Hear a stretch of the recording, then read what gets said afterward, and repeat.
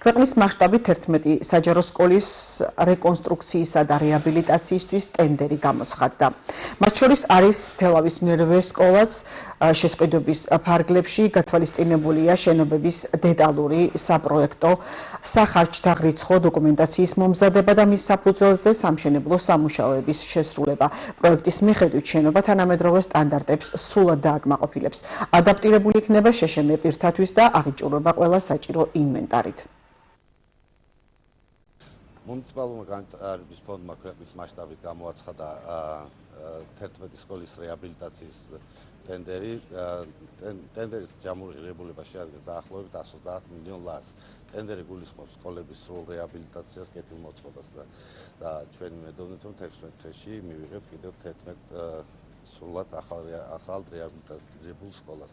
გარდა ამისა, ჩვენ ინფრასტრუქტურის მინისტრთან ერთად გქონდა არაერთი შეხვედრა სასკოლო საზოგადოებასთან და მათ დავბედით, რომ წლის ბოლომდე გამოაცხადეთ 100 სკოლის სარეაბილიტაციო სამშენებლო ტენდერს. 100 სკოლიდან ჩვენ უკვე 25 სკოლაზე გვაქვს სატენდერო პროცედურები, ზოგზე ხელშეკრულება გაფორმებული, ზოგზე გამოცხადებულია ტენდერი. გარდა ამისა, დასრულდა კიდევ 25 სკოლაზე ბაზრის კვლევა და თვის ბოლოსთვის უკვე ექნება გამოცხადებული ამ 25 სკოლაზეც ტენდერი. ჩვენ აქვე მინდა კიდევ ერთხელ მოვუწოდოთ პასუხისმგებლია სამშენებლო კომპანიებს ჩაერთონ აღნიშნულ ტენდერებზე და მაქსიმალურად პასუხისმგებლობით მოეკიდონ სამშენებლო პროცესი.